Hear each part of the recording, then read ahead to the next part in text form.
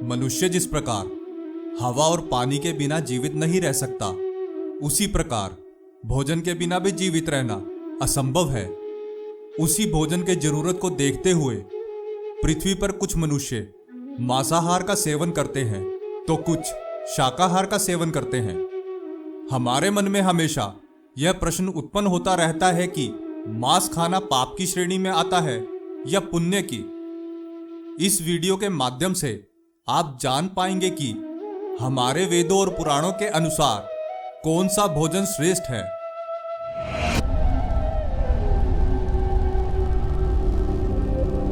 प्रणाम मित्रों, ज्ञान और वैराग्य चैनल में आपका बहुत स्वागत है। आयुर्वेद के अनुसार भोजन 3 प्रकार के होते हैं: सात्विक, राजसिक और तामसिक। सात्विक भोजन हमारे शरीर को शुद्ध करने के साथ साथ मन को शांति प्रदान करने वाला और आयु को बढ़ाने वाला होता है। ज्यादा नमकीन, खट्टा और मसालेदार भोजन या यूं कहे तो अति स्वादिष्ट खाद्य पदार्थ को राजसिक भोजन कहा जाता है। यह भोजन रोग को उत्पन्न करने वाला होता है। प्याज, लहसुन, तंबाकू, मांस, शराब आदि का इस्तेमाल किया हुआ और ज्यादा पका हुआ मसालेदार भोजन तामसिक भोजन है, जो शरीर और मन को सुस्त करता है। इनके अत्यधिक सेवन से जड़ता, भ्रम, भटकाव महसूस होने के साथ साथ जटिल रोग होने की संभावनाएं बढ़ जाती हैं। अब हम बात करेंगे कि हिंदू धर्म के अनुसार मांस खाना पुण्य है या पाप। अलग अलग लोगों का इस विषय पर अलग अलग मत है, तो अब हम आपको हिंदू पुराणों में इस विषय पर क्या कहा गया है वह बताएंगे। इस विषय पर एक कथा गरुड़ पुराण से आती है, जो कि भगवान श्री कृष्ण के बाल रूप से जुड़ी है। एक बार श्री कृष्ण यमुना नदी के तट पर अपनी प्रिय बांसुरी बजा रहे थे। उसी समय दूर से दौड़ता हुआ हिरन आया और भगवान के पीछे आकर छुप गया।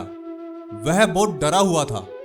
भगवान श्री कृष्ण ने स्नेह से उसे सहलाया और बोले, तुम इतना डरे हुए क्यों हो? वह डर से एक ही तरफ देख रहा था जहां से वो भागकर आया था। तभी वहीं से शिकारी भी भागता हुआ आया और श्री कृष्ण से बोला, ये मेरा शिकार है, इसलिए मुझे सौंप दो।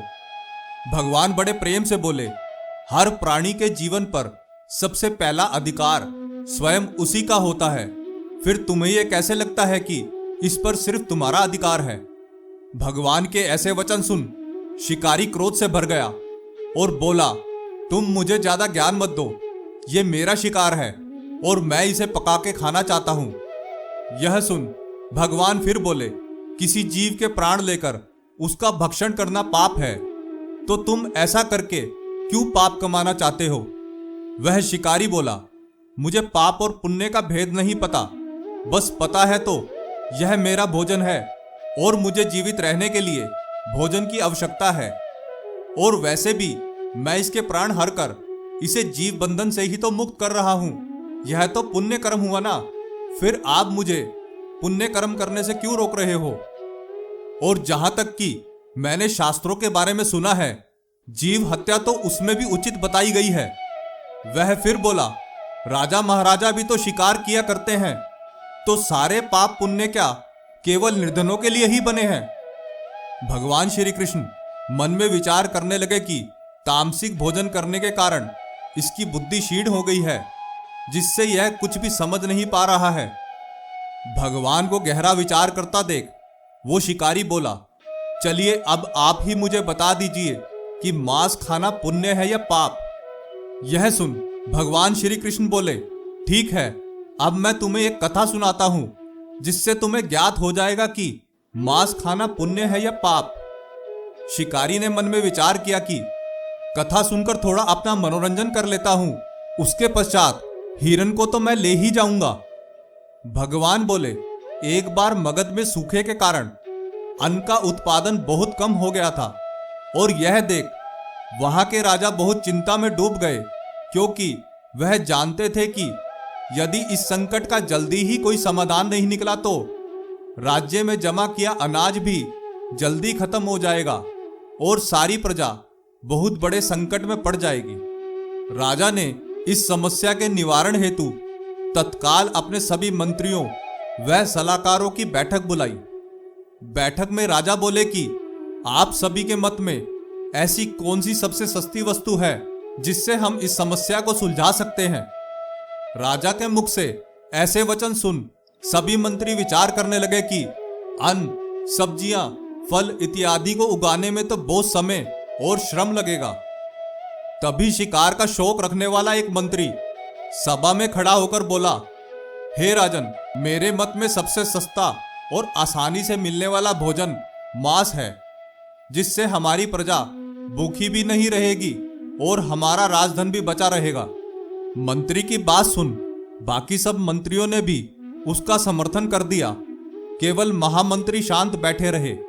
यह देख राजा महामंत्री से बोले, मैंने देखा कि सभी मंत्रियों ने अपना मत दिया, केवल आपने ही अपना मत नहीं दिया। कृपया आप भी इस विषय पर अपना मत दीजिए। महामंत्री बोले, हे राजन, मांस सबसे सस्ता भोजन है, मैं इस बात से सहमत नहीं हूं और इस विषय पर अपना मत देने के लिए मुझे कल तक का समय दें। यह सुन राजा ने महामंत्री की बात मानते हुए अगले दिन फिर से सभा बुलाने का आदेश दिया। उसी रात महामंत्री उसी मंत्री के घर गए जिन्होंने मांस को सबसे सस्ता भोजन बताया था। महामंत्री को अपने घर आया देख मंत्री खड़ा होकर उन्हें प्रणाम करने लगा और बोला कि हे महामंत्री, यदि आपको मुझसे कुछ काम था तो आप मुझे संदेश भेज देते, मैं स्वयं आपके पास आ जाता। महामंत्री बोले कि संध्या के समय महाराज बहुत बीमार पड़ गए हैं और वैद्य जी के अनुसार उनके प्राण बचाने के लिए किसी शक्तिशाली मनुष्य का 2 तोला मांस आवश्यक है। आप महाराज के करीबी हैं तो मैं चाकू से आपके हृदय को चीरकर केवल 2 तोला मांस निकालूंगा। यह सुन उस मंत्री के हाथ पैर फूलने लगे और उनका चेहरा सफेद पड़ गया। महामंत्री बोले, आप केवल हां बोले, उसके बदले में मैं आपको 1 लाख मुद्राओं के साथ साथ एक बड़ी जागीर और महामंत्री का पद भी दिलवा दूंगा। मंत्री विचार करने लगा कि अगर मैं ही जीवित नहीं रहूंगा तो यह धन दौलत मेरे किस काम की। वह भागता हुआ अपने घर से 1 लाख मुद्राएं लाया और महामंत्री के चरणों में बैठ गया और बोला, हे महामंत्री, आप अपनी 1 लाख मुद्राओं में मेरी 1 लाख मुद्राएं और मिला लीजिए और किसी अन्य को 2 तोले मांस के लिए ढूंढ लीजिए। कृपया मुझे क्षमा करें और मैंने जो महाराज के लिए 2 तोला मांस देने के लिए मना किया है, यह बात किसी को ना बताएं। यह कहकर मंत्री अपने घर हड़बड़ाता हुआ चला गया। महामंत्री इसी प्रकार बाकी मंत्रियों के घर भी गए। किसी भी मंत्री ने 2 तोला मांस देने के लिए सहमति नहीं दी और अपना बचाव करने के लिए महामंत्री को लाखों मुद्राएं देते रहे। महामंत्री ने रात में ही बहुत सारा धन एकत्रित कर लिया और सुबह सारा धन लेकर महल में पहुंच गए। उधर सभी मंत्री यही सोचकर चिंतित थे कि अब महाराज का स्वास्थ्य कैसा होगा। कुछ क्षण के पश्चात महाराज सभा में आकर अपने सिंहासन पर विराजमान हो गए। राजा को पूरा स्वस्थ देखकर सभी मंत्री अचंभित रह गए और महामंत्री की ओर देखते हुए सोचने लगे कि इसका मतलब महामंत्री ने हमसे झूठ बोला था। सभा में बहुत सारा धन पड़ा देख महाराज बोले, हे महामंत्री, ये इतना सारा धन कहां से आया। महामंत्री ने उत्तर दिया कि हे महाराज, मैं तो केवल 2 तोले मांस लेने के लिए निकला था, किंतु सभी मंत्रियों ने अपनी जान बचाने के लिए ये सब मुद्राएं मुझे दे दी। अब आप ही मुझे बताएं कि मांस सस्ता है या महंगा। यह सुन राजा को महामंत्री की बात समझ आ गई और उन्होंने अपनी प्रजा से निवेदन किया कि वो अपने परिश्रम से खाद्य पदार्थ को उगाने के लिए ज्यादा से ज्यादा परिश्रम करें और महामंत्री के द्वारा एकत्रित किया हुआ धन भी महाराज के आदेशानुसार इसी कार्य में लगाया गया। कुछ समय पश्चात सभी के परिश्रम से खाद्य पदार्थों का फिर से उत्पादन बढ़ने लगा और राज्य में आए संकट भी टल गया। भगवान के मुख से यह ज्ञान प्राप्त करने के बाद शिकारी समझ गया कि प्राण सबको अति प्रिय होते हैं, चाहे वो मनुष्य के हो या किसी जानवर के। और वो हाथ जोड़कर भगवान के चरणों में बैठ गया और प्रण लिया कि आज के बाद वह किसी को भी क्षति नहीं पहुंचाएगा। गरुड़ पुराण के साथ साथ स्कंद पुराण और अथर्ववेद में भी तामसिक भोजन का वर्णन मिलता है। स्कंद पुराण काशी खंड 3 अध्याय में वर्णन मिलता है कि जो मनुष्य मांस का सेवन करता है उसे ना तो इस लोक में और ना किसी और लोक में सुख की प्राप्ति होती है। स्कंद पुराण के अनुसार यदि कोई मनुष्य भूख से मर भी रहा हो तो तब भी उसे मांस का सेवन नहीं करना चाहिए। इसके साथ इसी पुराण में यह भी वर्णन मिलता है कि भगवान शिव उन भक्तों से कभी प्रसन्न नहीं होते जो मांस मदिरा का सेवन करते हैं। वरा पुराण के अनुसार पृथ्वी देवी के पूछने पर भगवान नारायण कहते हैं कि जो मनुष्य मांस का सेवन करता है ना तो मैं उसकी पूजा स्वीकार करता हूँ, ना ही उसे मैं अपना भक्त मानता हूँ।